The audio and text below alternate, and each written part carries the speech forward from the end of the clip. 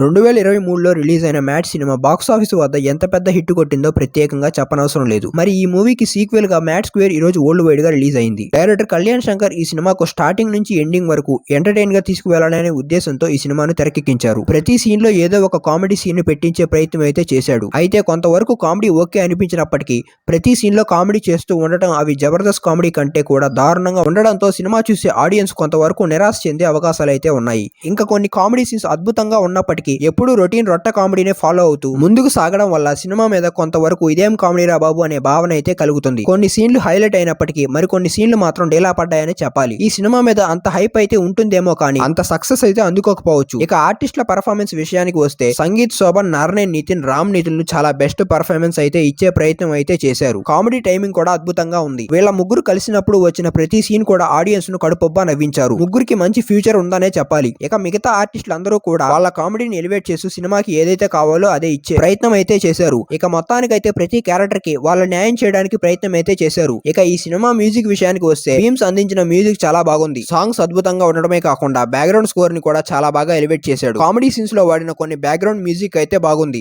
దాని వల్ల ఆడియన్స్ కి ఆ కామెడీ అనేది బాగా కనెక్ట్ అయ్యే అవకాశాలు అయితే ఉన్నాయి. ఇక సినిమాటోగ్రఫీ విషయానికి వస్తే ప్రతి ఫ్రేమ్ కూడా చాలా బాగుంది. సో ఇది ఇలాంటి మరిన్ని అప్డేట్స్ కోసం మన ఛానల్ ను సబ్స్క్రైబ్ చేసుకోండి.